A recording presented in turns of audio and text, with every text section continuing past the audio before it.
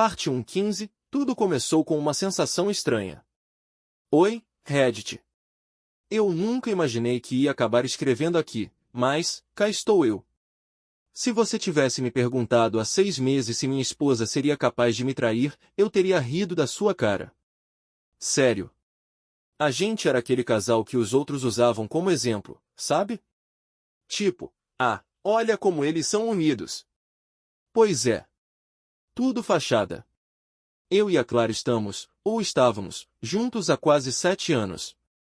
Casados há 4. Nos conhecemos na faculdade, ela fazia direito e eu engenharia. Não foi amor à primeira vista, mas foi uma daquelas conexões que crescem com o tempo.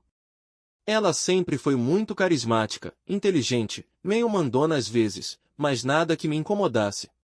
Pelo contrário, eu achava isso atraente. Parecia que ela sempre sabia o que queria. As coisas começaram a desandar devagar. Primeiro foram os jantares cancelados. Depois, os horários que não batiam. Do nada, ela começou a passar mais tempo no escritório, mesmo quando eu sabia que os prazos dela estavam tranquilos. Comecei a perceber que ela se irritava fácil comigo por qualquer bobagem. Um dia, deixei uma toalha na cama e ela surtou como se eu tivesse botado fogo no colchão. Achei que fosse estresse. Ou TPM. Ou as duas coisas. Só que aí teve um detalhe que me deixou com a pulga atrás da orelha. Um sábado à noite, ela disse que ia sair com as amigas. Tudo bem, sem problema. Mas quando perguntei quem ia, ela se enrolou toda. Disse um nome, depois mudou, depois falou que nem sabia direito quem tinha confirmado. E, mano, a Clara sempre foi organizada com esse tipo de coisa. Ela planeja rolê como se fosse casamento. Aquilo não fazia sentido. Naquele dia, eu fiquei com um nó no estômago que não passou. E ali, eu soube. Não tinha prova ainda. Mas eu sabia. Parte 2:15. A desconfiança virou investigação. Depois daquela saída com as amigas, eu virei um detetive. E não tô exagerando. Nunca imaginei que fosse ser esse tipo de cara, fuçando coisa de esposa, lendo entre linhas. Mas, mano, quando seu instinto grita, você escuta. E o meu tava gritando tipo sirene de ambulância. Comecei leve. Nada de fuçar celular, ainda. Só observando. Ela passou a andar com o aparelho colado no corpo, até no banheiro. Quando tocava, ela sempre dava uma risadinha antes de atender e falava baixo. Eu perguntava quem era e ela soltava aquele clássico: é só o pessoal do trabalho. O tal pessoal do trabalho virou a desculpa oficial para tudo. Reuniões fora de hora, mensagens às 2 da manhã, e até perfume diferente que ela começou a usar porque ganhou de uma amiga. E teve um dia que quase entreguei tudo. Tava no sofá, ela no banho, e o celular dela vibrou umas 3 vezes seguidas. A curiosidade foi mais forte. Peguei. Não desbloqueei, ainda não tinha senha, mas vi as notificações. 3 mensagens no WhatsApp. Nome salvo como Contabilidade Nova. Só que a foto de perfil era um cara. E pior, a notificação mostrava parte da última mensagem. Queria que você estivesse aqui agora. Bicho, meu coração foi parar no chão. Senti como se alguém tivesse chutado meu estômago. E mesmo assim, eu devolvi o celular como se nada tivesse acontecido. Quando ela saiu do banho, eu só disse que ia dormir cedo. E fui mesmo, mas não peguei no sono a noite inteira. No dia seguinte, eu sabia que precisava de mais. Não era só uma mensagem. Eu precisava de provas. De confirmação. De saber com quem, desde quando, por quê. E foi aí que decidi que ia descobrir tudo. Ela não fazia ideia, mas o jogo tinha começado. E eu ia descobrir a verdade, custasse o que custasse. Parte 3:15. O momento em que tudo virou realidade. Depois daquelas mensagens suspeitas, minha cabeça virou uma bagunça. Eu passava os dias fingindo que estava tudo normal, sorrindo, conversando, até transando com ela, e por dentro eu só pensava, com quem será que ela realmente queria estar agora? Porque eu sabia que não era comigo. Então decidi dar o próximo passo, conseguir acesso ao celular dela. Não foi fácil. A Clara era esperta. Ela usava a senha facial e ainda trocava os códigos com frequência. Mas o erro dela foi me subestimar. Em uma manhã de domingo, ela saiu para correr. Deixou o celular em casa carregando, milagre, e eu tive literalmente 10 minutos. Peguei o celular e tentei lembrar os padrões que ela usava antigamente. Depois de algumas tentativas, bingo. Desbloqueei. E ali, irmão, foi como abrir a caixa de Pandora. Tinha uma conversa com um tal Contabilidade Nova, que na real se chamava Renan. Um cara do escritório onde ela fazia consultoria jurídica. A conversa era explícita. Fotos, áudios, vídeos. Teve um áudio que me marcou até agora. Ela dizendo: "Você me faz sentir viva." Não aguentava mais a rotina com o Gabriel. Ele é bom, mas previsível demais. Previsível? Eu quase vendi meu carro para ajudar ela a abrir o escritório dela no ano passado. Trabalhava 12 horas por dia, cozinhava às vezes para ela descansar, deixava de sair com amigos para ficar com ela quando tava de TPM. E eu era previsível? Mano, eu tremia lendo aquilo. Meu corpo todo gelou. As mãos suavam. Foi um misto de raiva, nojo, tristeza, humilhação. Mas eu continuei lendo. Precisava saber tudo. Eles se viam quase toda semana. Usavam o almoço de trabalho como desculpa. Tinham até um motel fixo, com apelido e tudo, nosso espaço secreto. Vomitei no banheiro depois de ver um vídeo dos dois lá. Literalmente vomitei. A traição não era só física, era emocional. Tinha carinho, apelidos, planos. E ela estava dormindo do meu lado, todo santo dia, mentindo sem nem piscar. Foi nesse momento que minha ficha caiu. Não era só uma pulada de cerca. Era uma relação paralela. E eu estava sendo feito de idiota há muito mais tempo do que imaginava. Naquele dia, eu jurei, ela não vai sair dessa de boa. Parte 4:15, o plano para o confronto. Depois de ver tudo no celular dela, eu não consegui mais olhar para Clara do mesmo jeito. Cada sorriso dela parecia falso. Cada te amo soava vazio, quase debochado. Mas eu não ia ser burro de explodir logo de cara. Eu queria que ela se afundasse sozinha. Então comecei a montar o meu plano. E a primeira parte dele era simples, coletar provas. Print de conversa? Feito. Backup dos áudios? Também. Salvei tudo no meu Google Drive e num pendrive escondido no fundo da minha gaveta de meias. Eu sabia que se fosse confrontar, eu ia precisar de cada maldito detalhe. Ela era boa de papo, manipuladora, se eu fosse no improviso, ela ia virar o jogo e me fazer achar que eu era o culpado. Então não. Eu ia com munição. Enquanto isso, continuei o teatrinho. Fingindo que estava tudo normal. Sorrindo. Fazendo jantar. Perguntando como foi o trabalho. E ela seguia mentindo, sem nem tremer a voz. Isso foi o que mais me machucou, a facilidade com que ela mentia na minha cara. Até que um dia ela veio com essa. Amor, vou fazer um curso no fim de semana, talvez durma na casa da Karina porque vai terminar tarde. Pode ser? Karina. A mesma amiga que ela já tinha usado como desculpa 3 vezes antes. Respondi com um sorriso. Claro, amor. Aproveita o curso. Aprende bastante. Mas por dentro eu já sabia, ela ia encontrar o Renan. Então marquei com um amigo meu que trabalha com segurança. Ele me emprestou uma microcâmera e um gravador de voz escondido. Eu sei, parece coisa de filme, e talvez seja exagerado, mas eu precisava da verdade, nua e crua. E se ela ia pro curso, eu ia descobrir até o nome do motel. Deixei o gravador escondido na bolsa dela e a microcâmera numa das entradas do carro. No domingo à noite, ela voltou toda animadinha, cheia de histórias sobre o tal curso maravilhoso. E eu só sorria, fingindo interesse. Mal sabia ela que eu já tinha todo o material que precisava. Sentei no meu computador assim que ela dormiu. E ali, naquela madrugada, assisti o que foi o golpe final no que restava do meu coração. Ela não tinha ido para a casa da Karina. Nem em curso, nem em aula. Tinha ido direto encontrar o Renan num motel na Zona Sul. Risadinhas, beijos, declarações, meu amor pra cá, meu homem pra lá. E no final, ela ainda teve a cara de pau de gravar um áudio pra mim dizendo que me amava e tava com saudade. Naquele momento, eu decidi, o confronto ia acontecer. E ela não ia ter pra onde recorrer. Parte 5:15, o confronto, parte 1. Eu preparei tudo com calma.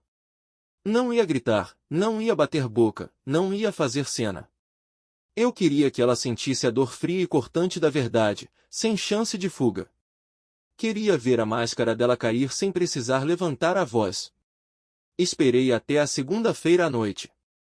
Ela chegou em casa animada, dizendo que a semana ia ser puxada. Eu só falei: vamos conversar um pouco, senta aqui comigo. Ela sentou no sofá, meio desconfiada. Eu segurei firme o controle do meu autocontrole e disse: Clara, há quanto tempo você tá me traindo com o Renan? Mano, o silêncio que veio depois disso foi quase teatral. Ela congelou. Ficou branca. A boca mexia, mas não saía som. Eu nunca vi alguém desmontar tão rápido. Depois de uns segundos, ela tentou. O quê? Como assim? Que absurdo é esse, Gabriel?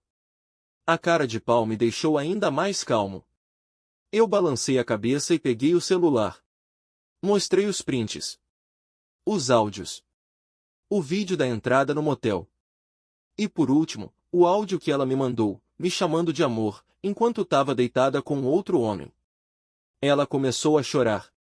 Não aquele choro desesperado de quem se arrepende, mas aquele choro envergonhado de quem foi pego. Tentou me tocar, eu recuei. Gabriel, eu não sei o que dizer. Diz a verdade. Desde quando? Foi só com ele? Tem mais alguém? Ela baixou a cabeça e murmurou. Uns 6 meses? Só ele. Só. Ele. Como se isso aliviasse alguma coisa. Ela tentou vir com aquele papo. Eu me sentia sozinha. A gente estava distante. Eu tentei falar com você, mas você estava sempre ocupado com o trabalho. Ah, sim. O clássico. A culpa é minha porque eu estava trabalhando para pagar conta, enquanto ela brincava de amante no horário de almoço. Eu não respondi nada. Só levantei, fui até o quarto e joguei uma mala em cima da cama. Vai para casa da Karina. Ou melhor, vai pro spa secreto com o Renan. Mas daqui você vai sair hoje. Ela começou a gritar, a implorar, a dizer que não era o que parecia, depois de eu ver vídeo, que ainda me amava, que ia mudar, que podia apagar tudo e recomeçar do zero. Mas não dava. A confiança tinha morrido. E quando isso morre, não tem ressurreição. Naquela noite, ela saiu chorando, carregando uma mala às pressas. E eu fiquei sentado no sofá, sozinho, sentindo um vazio tão grande que parecia que eu tinha sido esvaziado por dentro. Parte 6:15, a primeira noite sem ela. Quando a porta bateu atrás dela, o silêncio que ficou foi ensurdecedor. Eu fiquei parado ali, no sofá, olhando pro nada. Não chorei. Não gritei. Não fiz nada.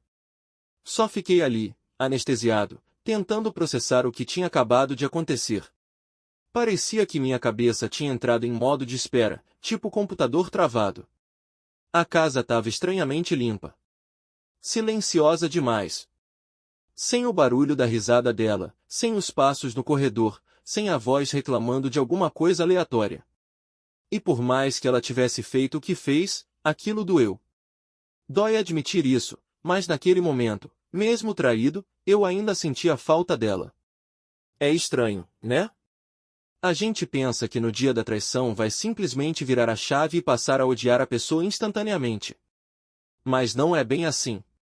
O amor não desliga como interruptor. Você sente raiva, ódio, nojo e, mesmo assim, sente saudade. Tentei dormir, mas foi impossível. Deitei na cama sozinho, Encostei no travesseiro dela e o cheiro ainda estava ali. Perfume misturado com o shampoo de lavanda que ela usava. E aí bateu de novo o pensamento maldito. Será que ela dormiu com ele e depois voltou para essa cama? Será que me abraçou com a mesma mão que acariciou outro cara? Esses pensamentos me comiam vivo. Fiquei rolando de um lado pro outro até às 5 da manhã. E quando o sol nasceu, eu levantei, tomei um banho gelado e fui trabalhar. Cara de zumbi. Um colega até comentou. Tá tudo bem, Gabriel? Tá com uma cara péssima. Só respondi. Só uma noite mal dormida. E assim foi o começo da minha nova realidade, fingir que tava tudo bem, quando por dentro eu tava despedaçado. Parte 7:15. O dia seguinte foi o pior, até que piorou. Acordar no dia seguinte foi como cair num poço sem fundo. Eu dormi mal, sonhei com coisa estranha, e quando abri os olhos, a realidade bateu com força. A cama do meu lado ainda estava vazia, o cheiro dela ainda estava ali, e eu tive aquele microsegundo de esquecimento, aquele momento onde você acha que foi só um pesadelo. Mas não era. Era a minha nova vida. Sozinho. Fui pro trabalho tentando me distrair, mas nada funcionava. Tinha horas que eu só encarava a tela do computador sem ver nada. Um colega até perguntou se eu estava doente. Eu queria dizer, não, mano. Só descobri que a mulher da minha vida estava me traindo há 6 meses com um babaca do trabalho e agora meu mundo virou uma mentira. Mas só dei aquele sorrisinho falso e disse que era problema em casa. À noite, voltei para casa. Silêncio total. Fiz miojo, joguei no sofá, fiquei zapeando canais como se aquilo fosse resolver alguma coisa. E então, o telefone tocou. Era ela. Primeiro impulso foi desligar. Mas a curiosidade venceu. Alô? Gabriel, por favor, me escuta. Eu sei que não tenho direito, mas, por favor, me escuta só um pouco. Suspirei. Fiquei mudo por alguns segundos. Ela continuou. Eu fui uma idiota. Juro que não foi por falta de amor. Eu estava perdida, carente, me sentindo invisível. E o Renan apareceu na hora errada, dizendo as coisas certas. Então você resolveu destruir o nosso casamento porque estava carente? Não foi assim. Eu não planejei nada. Foi acontecendo, quando eu vi, já estava envolvida demais. Ela começou a chorar no telefone. De novo. Sempre o mesmo choro. Eu não amo ele, Gabriel. Nunca amei. Eu te amo. Eu errei, mas eu ainda te amo. Eu só queria uma chance de tentar consertar. Me deixa voltar para casa. A raiva voltou com tudo. Você quer voltar para quê? Para continuar mentindo? Fingir que não aconteceu? Clara, eu vi você com ele. Eu vi. Eu ouvi. Você dizia que ele te fazia sentir viva. Sabe o que eu senti ouvindo isso? Morto. Um lixo. Silêncio. Do outro lado da linha, só o choro baixo. Me perdoa, por favor. Desliguei. Não aguentei mais ouvir. Naquele momento, qualquer palavra dela me dava nojo. Ela podia estar arrependida? Talvez. Mas o estrago já estava feito. E eu não estava nem perto de conseguir pensar em perdão. E o pior? Naquela noite, sonhei com ela de novo. Acordei suando frio, com vontade de chorar. Porque, mesmo depois de tudo, eu ainda estava lutando com uma parte de mim que queria acreditar naquela vadia mentirosa. Parte 8:15. A reviravolta inesperada. Uns 3 dias depois daquela ligação, eu estava começando a pensar que ia finalmente conseguir me afastar emocionalmente dela. Não que a dor tivesse passado, longe disso. Mas pelo menos eu estava me acostumando com o silêncio, com a rotina sozinho, com o vazio do lado esquerdo da cama. Foi então que recebi uma mensagem no WhatsApp. Número desconhecido. Gabriel, aqui é a Karina. A amiga da Clara. Posso falar com você rapidinho? É importante. Fiquei meio desconfiado. Eu nunca fui próximo da Karina, e para mim ela era só mais uma cúmplice nas mentiras da Clara. Mas resolvi responder. Pode falar. Ela me mandou um áudio. Olha, eu sei que você não deve querer ouvir nada vindo de mim, mas eu preciso te contar uma coisa. A Clara mentiu para mim também. Usou meu nome várias vezes como desculpa para te trair, e eu juro por tudo que eu não sabia. Só fiquei sabendo do Renan quando ela me procurou ontem, desesperada, dizendo que você descobriu tudo. E tem mais, ela não era a única, Gabriel. O Renan, ele é casado. Fiquei em choque. Como assim? Sim. Casado. Tem 2 filhos. A mulher dele descobriu também, semana passada. E parece que ele já fez isso outras vezes. Inclusive com outras colegas do trabalho. A Clara caiu na lábia dele como outras já caíram. Eu fiquei em silêncio um tempo, depois mandei. E por que você tá me contando isso agora? Porque ela tá destruída, Gabriel. De verdade. Não tô dizendo que ela não merece sofrer, mas ela foi usada também. Achou que tinha encontrado um escape, e acabou sendo só mais uma na lista dele. Ela largou tudo por um cara que nem cogitava largar a própria esposa. Esse foi um soco no estômago. A Clara me destruiu, sim. Mas parece que o babaca que destruiu a nossa vida era um manipulador em série. E ela, por mais vadia e mentirosa que tenha sido comigo, também foi feita de trouxa por outro. Isso mexeu comigo de um jeito estranho. Parte de mim pensou bem feito, mas outra parte, uma que eu odiava, sentiu pena. E aí, adivinha? Ela apareceu. Naquela mesma noite. Bateu na porta da minha casa. Chovendo. Sem maquiagem, olheiras fundas, parecendo uma sombra do que era antes. Só me deixa falar com você. 5 minutos. Eu encarei ela. Pensei em fechar a porta na cara. Mas alguma coisa me impediu. Deixei ela entrar. Parte 9:15, a conversa que eu nunca achei que ia ter.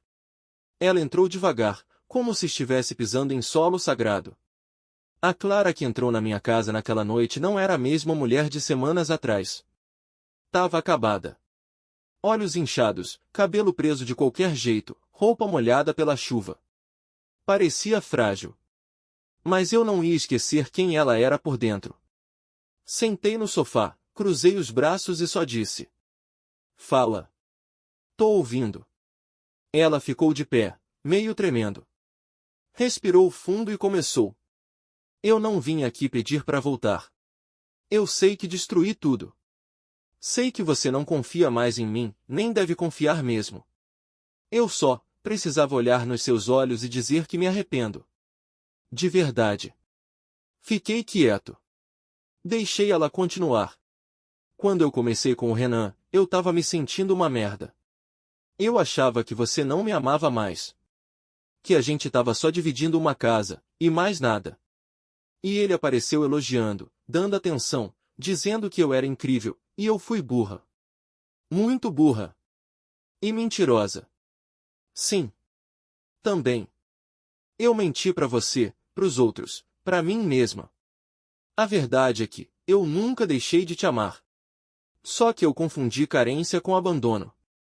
E agora que tudo desmoronou, eu percebi o quanto você me fazia bem. O quanto eu caguei com tudo. Ela começou a chorar.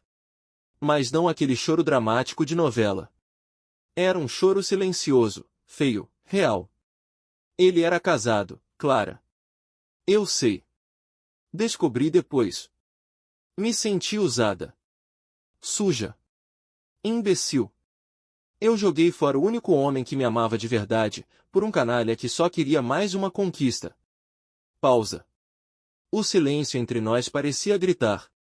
E agora? Agora, eu vou embora. Juro. Não vou insistir mais. Só queria olhar para você uma última vez e pedir desculpas, sem mensagem, sem telefone. Você não merece o que eu fiz. E eu, talvez nunca vá me perdoar. Ela pegou a bolsa, já virando em direção à porta. Clara. Ela parou. Virou devagar, olhos vermelhos. Você destruiu muita coisa. Mas sabe o que mais me doeu? Não foi o sexo com ele. Não foi a traição física. Foi saber que você me olhava todo dia e mentia como se eu fosse um idiota.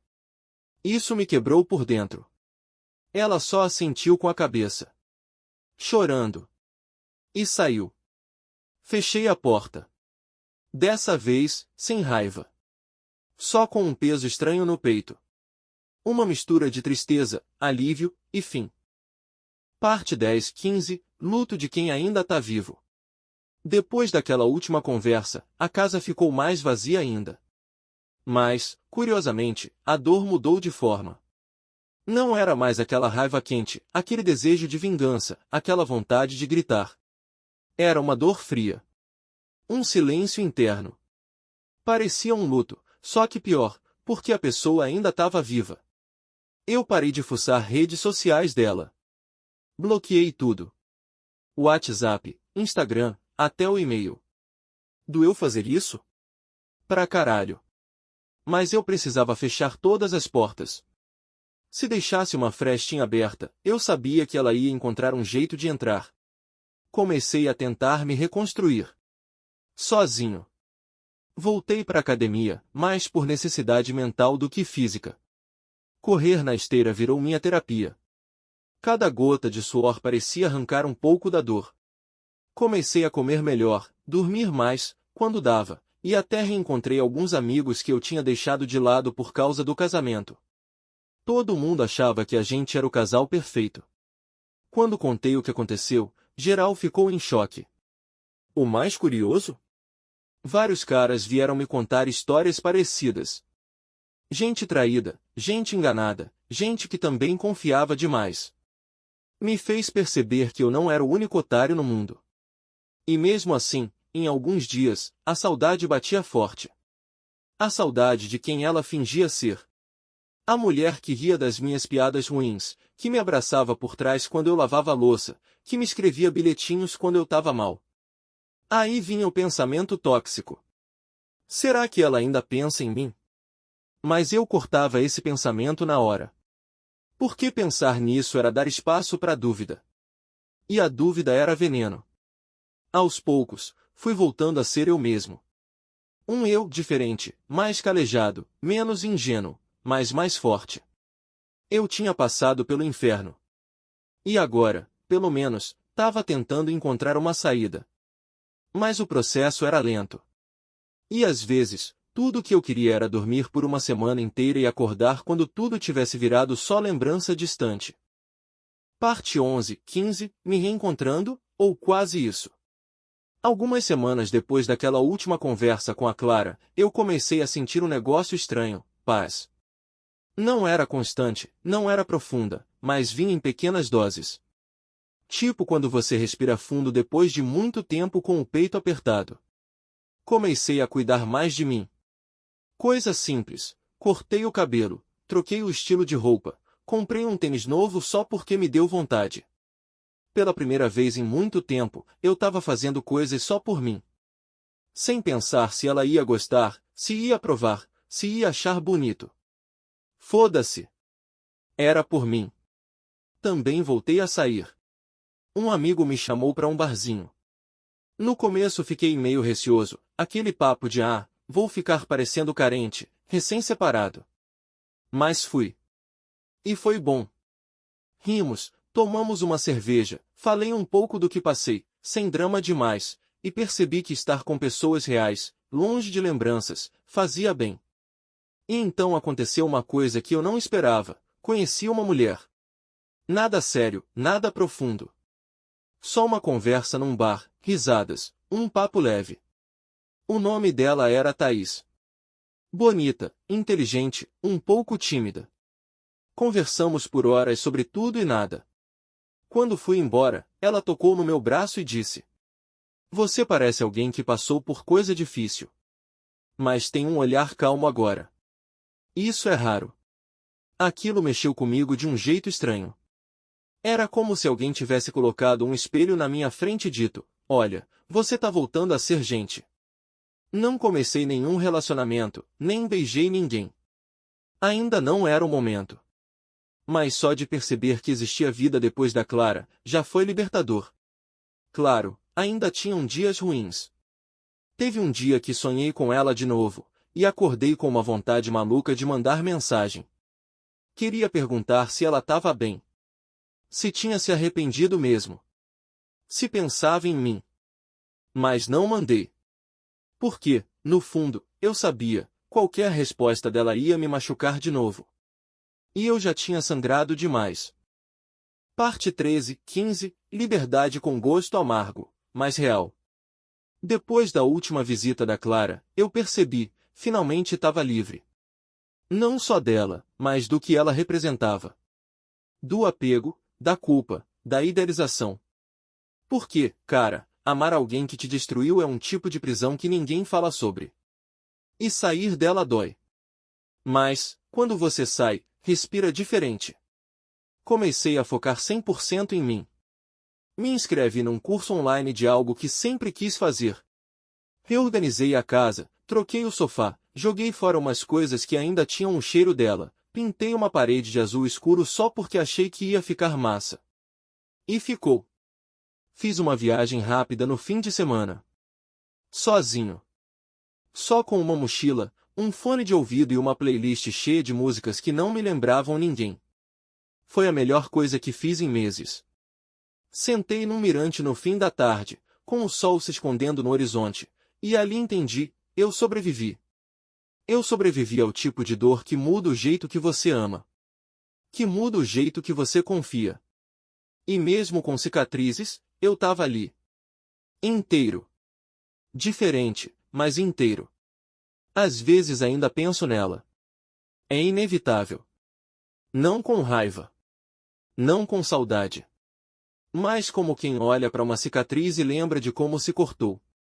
Tá ali, faz parte de você, mas não dói mais. Só ensina. E o mais doido? Teve um dia que vi ela na rua. De longe. Tava diferente. Caminhava cabisbaixa, sozinha. Por reflexo, ela me viu também. Nossos olhos se cruzaram por um segundo. Ela sorriu. Eu só acenei com a cabeça e segui meu caminho. E foi isso. Sem drama. Sem palavras. Fim. Parte 14:15 O que a dor me ensinou. Olha, eu nunca fui o tipo de cara que acredita em papo de tudo acontece por um motivo. Sempre achei isso um jeito bonito de justificar merda. Mas depois de tudo que vivi, talvez tenha um fundo de verdade. Não, eu não agradeço por ter sido traído. Não sou zen a esse ponto. Ainda acho que foi uma das maiores porradas que já tomei na vida. Mas se teve uma coisa que eu ganhei disso tudo, foi clareza. Eu aprendi que amor sem respeito não vale nada. Que confiança é frágil como vidro, quando quebra, até se colar de volta, nunca mais é igual. Aprendi que perdão não significa permitir. Eu posso perdoar a Clara como ser humano, entender que ela também foi usada, que errou, que se arrependeu, mas isso não me obriga a aceitar ela de volta na minha vida. Perdoar é soltar. E eu soltei.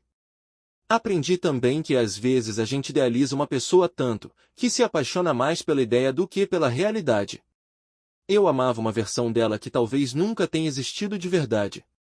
Eu amava o que ela mostrava, mas por trás daquela fachada, ela era outra pessoa. E talvez a lição mais importante, eu não sou o que fizeram comigo. A traição dela não me define. Eu não sou o corno, o otário, o traído. Eu sou o cara que levantou. Que chorou tudo que tinha para chorar, mas limpou o rosto e seguiu em frente. Que transformou a dor em força. Hoje, se alguém me perguntar você ainda acredita no amor, eu respondo, sim. Mas agora com mais critério. Com mais calma. E com mais amor próprio. E isso, ninguém mais tira de mim. Parte 15:15, para quem tá lendo isso e passando por algo parecido. Se você chegou até aqui, primeiro, obrigado. De verdade. Escrever tudo isso foi como abrir uma ferida, limpar com álcool e deixar cicatrizar ao ar livre. Doeu pra caramba, mas foi necessário. E segundo, se você tá passando por algo parecido, senta aqui comigo um pouco. Ser traído é uma das experiências mais humilhantes e desumanas que alguém pode viver. Você não perde só a pessoa. Você perde a confiança, a segurança, a paz, a visão que tinha do seu próprio mundo.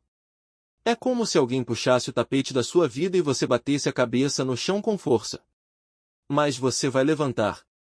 Mesmo se agora parecer impossível, você vai. Vai ter dias que você vai chorar sem entender por quê. Vai ter dias que vai sentir raiva, outros que vai sentir saudade, e pior, alguns que vai se culpar por ainda amar quem te destruiu. Mas isso não te faz fraco. Te faz humano. Você vai ouvir gente dizer, esquece isso, sai pra outra, foi livramento. E sim, talvez tenha sido. Mas só você sabe o que carrega no peito. Só você sabe o quanto confiou, o quanto se entregou. Então, respeite seu tempo. Sinta a dor. Mas não se afogue nela. Uma hora, ela começa a diminuir. E quando diminuir, você vai respirar melhor. Vai dormir melhor. Vai se olhar no espelho com mais orgulho. Vai perceber que, apesar da queda, você ainda tá de pé. Com cicatrizes, sim. Mas de pé. E se algum dia aquela pessoa bater na sua porta de novo, dizendo que mudou, que se arrependeu, que aprendeu, lembre-se, quem realmente te ama, não destrói você para descobrir o quanto valia. Você merece mais. Muito mais. E eu? Eu tô aqui. Vivendo. Não como antes. Mas com muito mais verdade. Se algum dia você precisar escolher entre salvar o relacionamento ou salvar a si mesmo, escolha você. Sempre. Obrigado por ler. Gabriel.